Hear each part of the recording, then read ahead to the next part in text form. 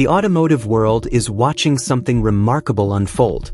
Matt Armstrong has spent months rebuilding a crashed Ferrari 296 GTB from the ground up, and he's almost done. Almost. Because the last obstacle standing between him and a running car isn't crash damage. It isn't a missing part or a failed weld. It's Ferrari itself.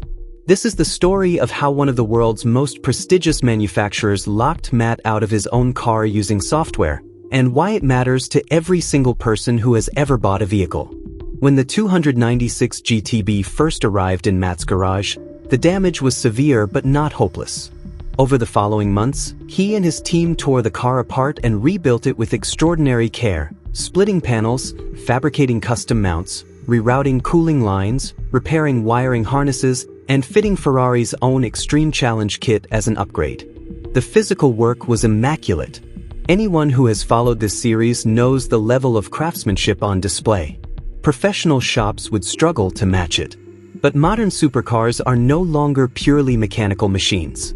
Beneath the carbon fiber and titanium exhaust, beneath the twin-turbocharged V8 and the hybrid drivetrain, there is an entire invisible layer of software, security modules, and manufacturer-controlled authorization systems. And when Matt finished the physical rebuild and went to start the car, that invisible layer refused to cooperate. The Ferrari 296 GTB is a hybrid supercar. That means it doesn't just have an engine, it has a high-voltage battery pack, a hybrid management module, and a complex network of interconnected control systems that all need to agree before the car will do something as basic as turn on. Ferrari designed it this way for performance and safety reasons, and in normal circumstances, those systems work seamlessly. But these are not normal circumstances. Because Matt's car carries a salvage title. It was rebuilt outside Ferrari's authorized service network.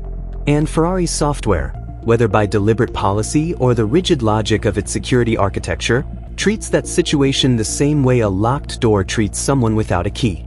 It doesn't ask questions. It just doesn't open. The hybrid battery system had been locked out. Without factory-level intervention, the car could not be started. And Ferrari, for reasons they have never fully explained, was not rushing to provide that intervention.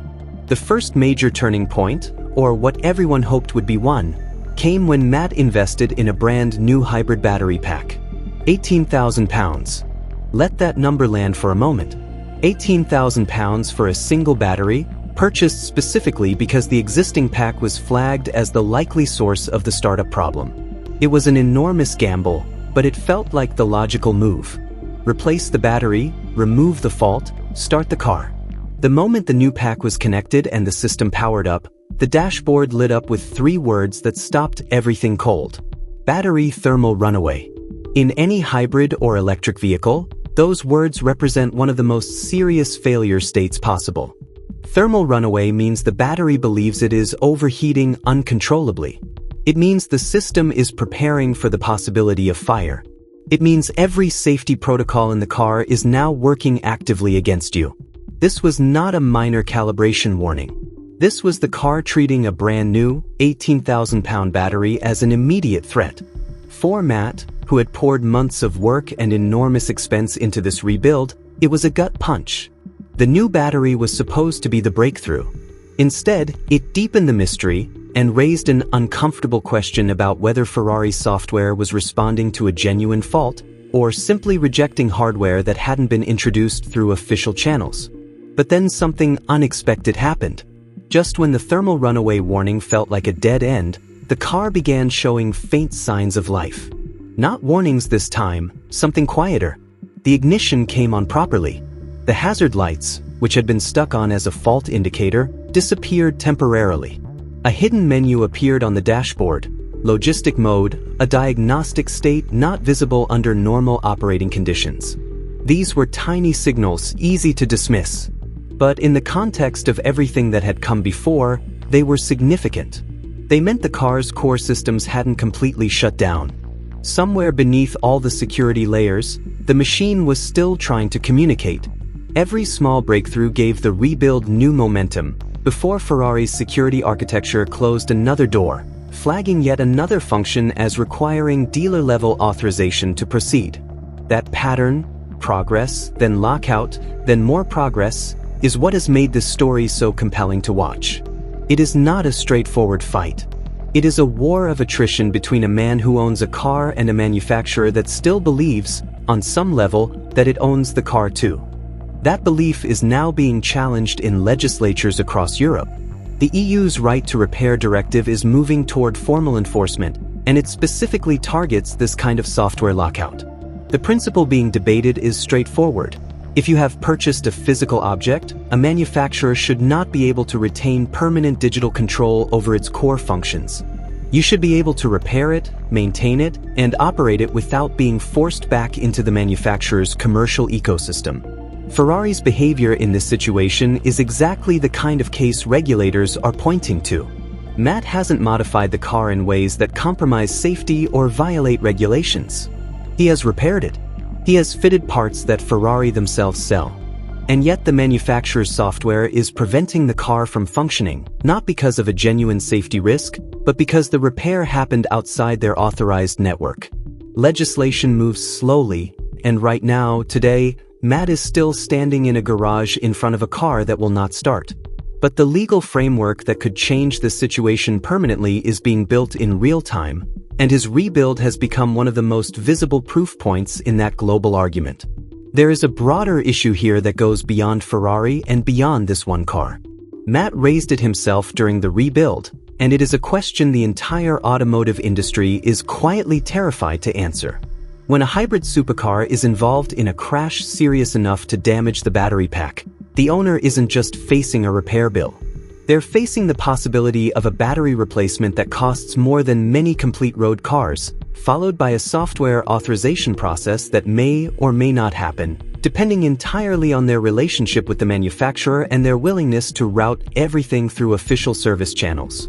If your car is a salvage title project, if it was rebuilt outside the manufacturer's approved ecosystem, that process may simply not be available to you.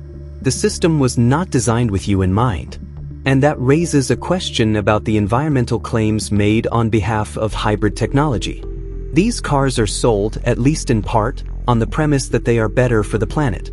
But if a single crash can force the replacement of an enormous lithium battery pack at a cost that makes repair economically unviable or technologically impossible without manufacturer cooperation, what happens to that battery?